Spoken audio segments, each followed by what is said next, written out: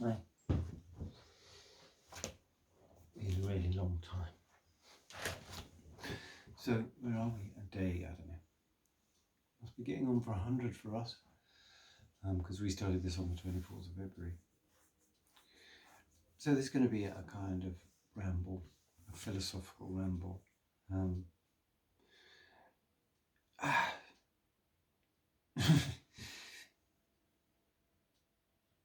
It seems to me that everybody is divided into two camps. I mean, maybe they were in two camps from the beginning. I don't know. But I think the numbers in each camp have varied. And those two camps are the fear camp, which I'm broadly in, I suppose. Although I think my fear has changed. I think it's abated quite a lot. Some of that is a kind of laziness, and some of that is based on more knowledge. And then there's the fuck it camp. And the fuck it camp are exactly as they sound. Fuck it. I'm not doing what I'm told, I'm going out. I'm gonna, not bother. And funny enough, Boris Johnson was in that camp at the beginning. I think he's not in that camp anymore.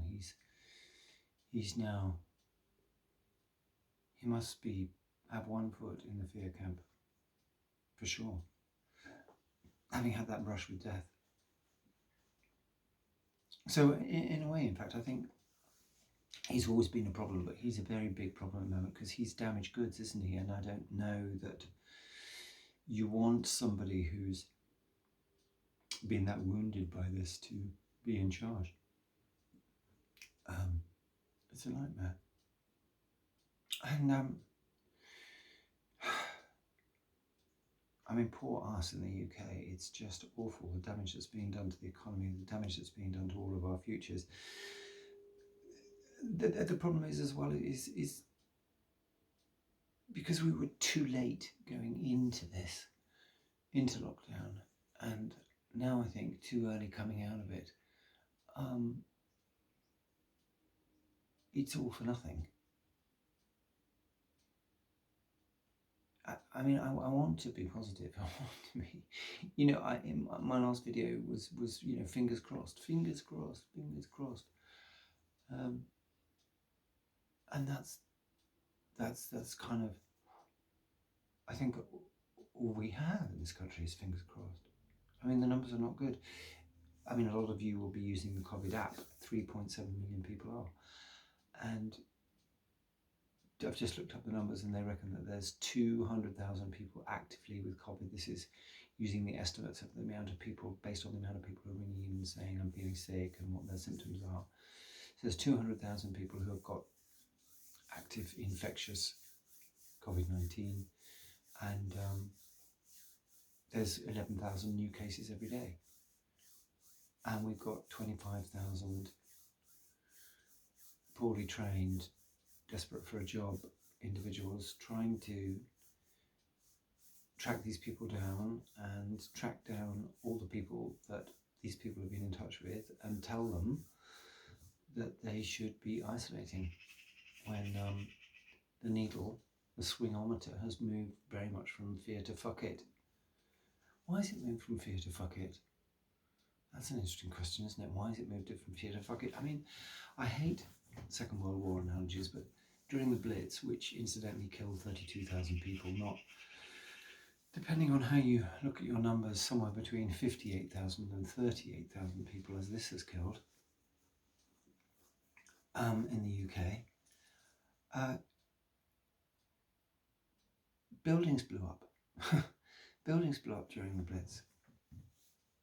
If every day a couple of buildings blew up for every death, then I think this would have a much more immediate impact. I mean, the Prime Minister said the problem was that you couldn't see it, and I think that remains a problem. You can't see this thing, so therefore you don't feel the impact. You don't.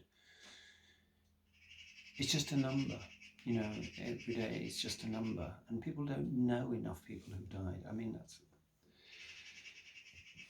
So, I think people think, oh, I've done my bit, I want to get out, I want to be doing things, I want to, and it's only the old people, and everybody everybody likes to think, oh, I'm a compassionate person. People aren't. People are selfish. I'm selfish. You know, I mean, it is, broadly speaking, old people and people who have pre-existing medical conditions who are dying. If you're under 50, your chances are minute of dying from this. And even if you're under 60, which I just about squeeze under that bar, your chances are very small as well. But, you know, you open the paper and you go, oh, you hear the news, you look at the daily bullshit session and you get those numbers. What was it? 300 odd died yesterday and an extra 2,000 cases officially. And you go, well, it's going down, it's all right. And then we get this bum steer about, 6 people can meet in a garden. I mean, that is a fucking barbecue. That's a barbecue. But nobody can use the loo. You can't use the loo unless you clean it like you're some sort of, I don't know, brilliant sanitary inspector.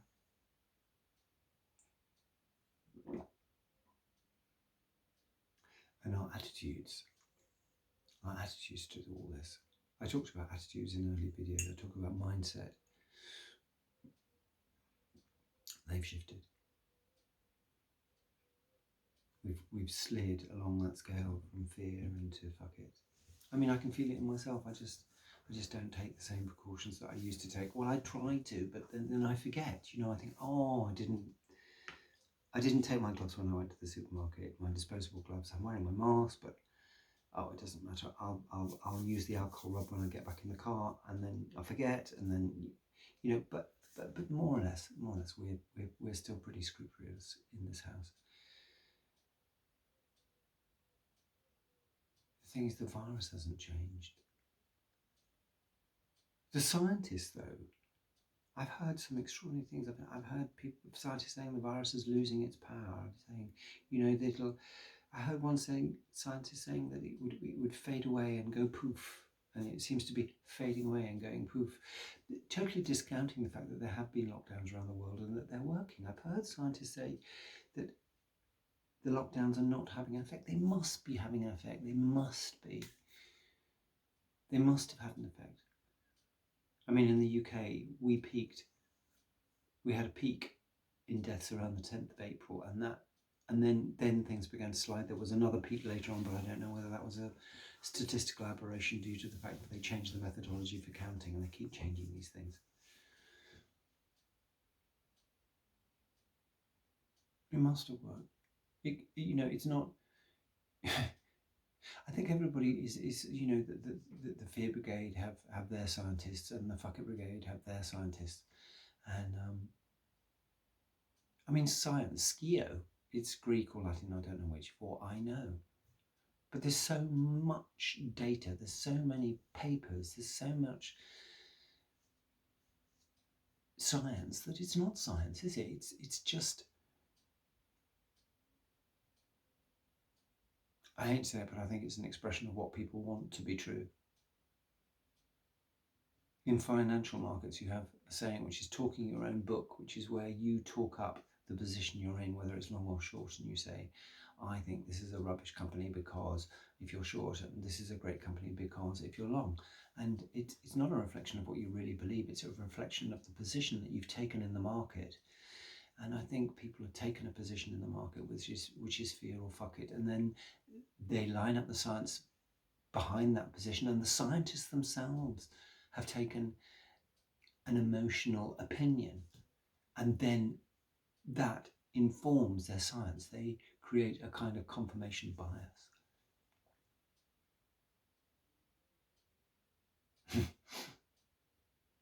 I had a thought, you know that picture of Southend Beach? I know those beaches. I know it was probably some sort of done on a very long telescopic lens which collapsed the perspective so that, it appeared that everybody was packed together on the beach much more than they were, but still. I know those little beaches and they're very, very small and you can't, you are packed together. I have often thought if the sector of society that this disease sickened and killed was people men aged between 20 and 50. There would not be one person on that beach. I mean, there would be nobody there. But it's old people, isn't it, that's killing. Tom Moore, thank you very much for the money, but off you pop. You're statistically, we're very grateful, but statistically, it was bound to happen. So, nobody. I don't hear anybody. I don't see any people interviewing old people about how they feel about this. Wow, how terrified they must be, and this number of deaths, somewhere between 38 and 58,000 people, every one of those is a family, and you ring round, don't you?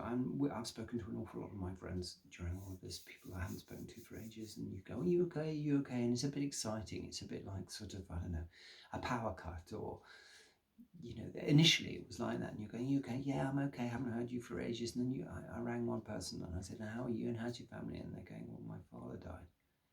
And you go, God. And suddenly you understand that he is a person, that there is. And you say, how are you feeling? I said, well, we're broken here. We're broken.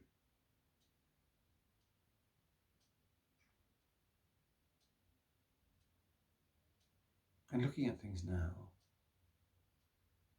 there's been a terrifying number come out, and that is that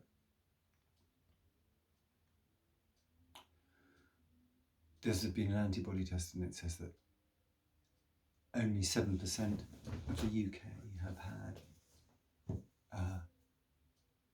this disease, which means that if that is true,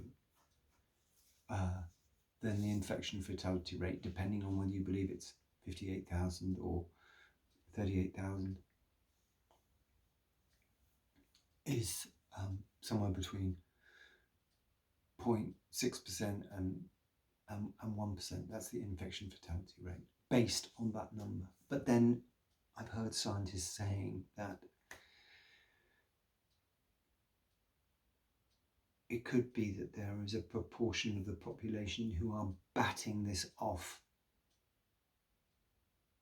with their internal resources. I'm not talking like a scientist, I'm not a scientist, before there's even an antibody response. And that this is due to the fact that our bodies have seen coronaviruses before in the form of the 4 variants of the coronavirus which make up the common cold. And so that some people are getting this very mildly or asymptomatically, and there isn't an antibody response. But if that's not true, or if it's broadly not true, then if only 7% have got it, then 93% of the rest of the population are potential susceptibles for this disease. That just seems to me obvious. That seems to be the most parsimonious explanation. I like that word, parsimonious.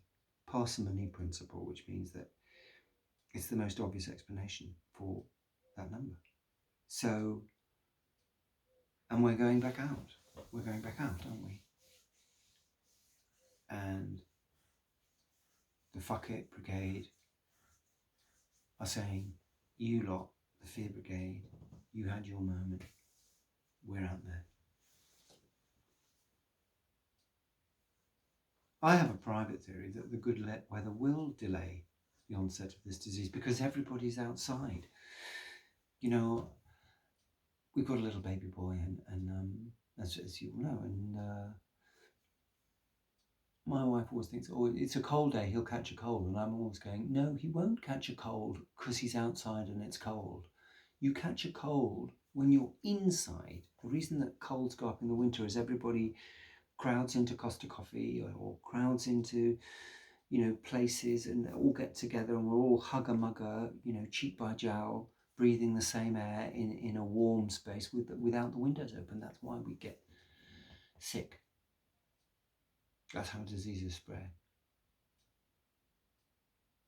But we've got the virus nicely bubbling under. As according to the COVID app, as I said at the beginning, there's 10,000 new cases every day and 200,000 active COVID cases right this minute. And then there's in excess of 45 million of us, more than that, 60 million of us that haven't caught this, that haven't had this. Unless, of course, the science is the scientist's theory that some people have had this without any symptoms and without an antibody response is true. I just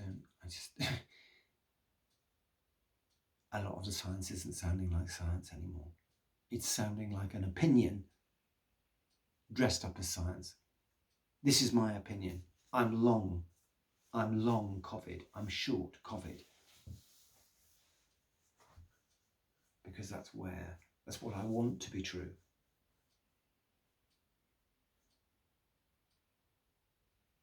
The virus will decide.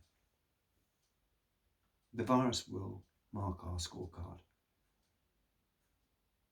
The virus will be judge, jury, and Lord High Executioner. And will let us know. But we went into lockdown too late. We had a natural advantage. We're an island. We had a natural advantage and we blew it. And we're coming out too early. I don't see how we don't get spanked. I mean, the government, I think, is doing that.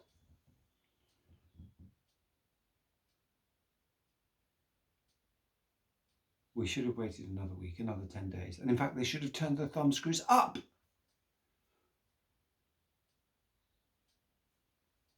I think. As I said at the end of my last video, I think we're going to get spanked. And because there's so much fire still out there, once you give it more oxygen, it'll just go. Whew.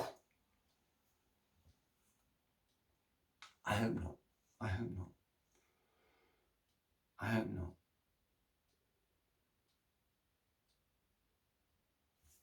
Fingers crossed. Bye for now. Have a lovely day. If you do meet with your friends, stand apart. Don't use their loos. Don't go in their houses. Don't take something off their plate. Just be careful. Just obey the rules. Be super safe. Be super safe. Yeah, I think I'm broadly in the fear brigade still. Chances of me dying from this are negligible. Chances of probably you dying from this are negligible, but it's not about you, is it? It's about everybody else. It's about, yes, 3 buildings do not explode every time somebody dies, but people are dying and it's not just a number. It's not just a number. It's a friend, it's a relative, it's a tragedy. All right, bye for now.